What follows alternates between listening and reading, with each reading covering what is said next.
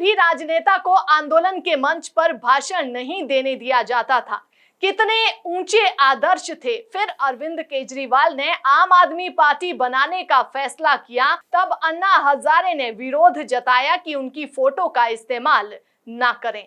इसके बावजूद अरविंद केजरीवाल ने दिल्ली की तीन बार की मुख्यमंत्री रही शीला दीक्षित को हराया और कांग्रेस के सहयोग से सरकार बनाई। अब अरविंद केजरीवाल तीसरी बार सरकार बनाकर हैट्रिक लगा चुके हैं। कांग्रेस का तो 2 विधानसभा चुनावों में सुपड़ा साफ रहा, तो भाजपा का मोदी मैजिक भी दिल्ली में नहीं चल पाया। पिछली बार भी अरविंद केजरीवाल की सरकार को गिराने की भरपूर कोशिश की गई, लेकिन सफलता नहीं मिली। इस बार भी कोई कमी नहीं छोड़ी जा रही। उप मुख्यमंत्री मनीष सिसोदिया का आरोप है कि उन्हें मुख्यमंत्री बनाए जाने की ऑफर दी गई। जब उन्होंने साफ मना कर दिया, तब उनके घर सीबीआई की टीम पहुंची। उनके बैंक खाते तक खंगाले गए, लेकिन कुछ नहीं मिला।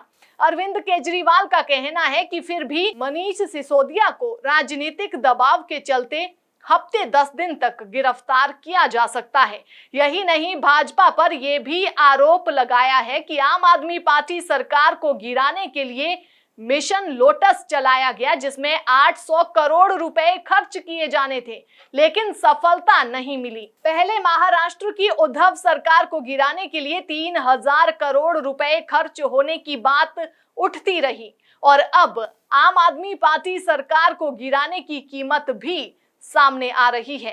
राजस्थान सरकार को गिराने में भी कोई कमी नहीं छोड़ी गई थी। इन सारे घटनाक्रमों को देखते हुए कभी सामाजिक कार्यकर्ता अन्ना हजारे ने ना तो प्रधानमंत्री नरेंद्र मोदी को और ना ही गृह मंत्री अमित शाह को कोई चिट्ठी लिखी। जब लखीमपुर खीरी में एक केंद्रीय मंत्री के बेटे ने किसानों पर गाड़ी चढ़ा दी, तब भी अन्ना हजारे जरा भी नींद से नहीं जागे और गहरी नींद में सोए रहे। जब बीमार सोनिया गांधी को ईडी के दफ्तर में पूछताछ के लिए बुलाया गया, तब भी अन्ना हजारे को कुछ गलत नहीं लगा।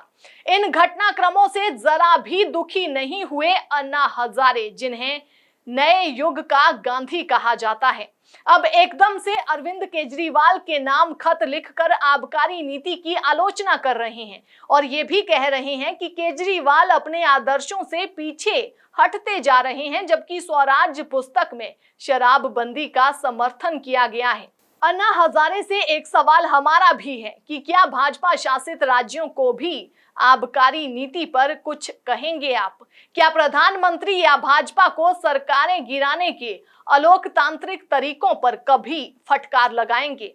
ऐसा लगता है कि अरविंद केजरीवाल अपने गुरु को सही पहचानते हैं और इसीलिए साफ शब्दों में कह दिया है कि भाजपा अन्ना हजारे का इस्तेमाल कर रही है। वैसे आपको याद दिला दूं कि जिन दिनों कांग्रेस के खिलाफ आंदोलन चलाया था, तब भी अन्ना हजारे पर यही आरोप सुनने को मिलते रहे, लेकिन तब लोग कांग्रेस शासन और कांग्रेस की नीतियों से बुरी तरह से परेशान हो चुके थे। अन्ना हजारे के आंदोलन को इस वजह से लोगों का भरपूर समर्थन मिला था। अब जिस हालत में अन्ना हजारे ने एंट्री ली है, वो निश्चित रूप से संदेह के दायरे में है। अन्ना हजारे के लिए हमारी एक सलाह है कि आप प्रधानमंत्री नरेंद्र मोदी के नाम भी एक चिट्ठी लिखिए और लोकतांत्रिक राह पर चलने की याद दिलाइए, ताकि अमृत महोत्सव की गरिमा बनी रहे। उम्मीद है कि आप कुछ और मुद्दों पर समय समय पर चिट्ठियां लिखते रहेंगे। कोई तो चाहिए कान खींचने के लिए सरकारों के। आपने अरविंद केजरीवाल को जैसे चेताया है, ऐसे ही सबको सावधान करते रहिए।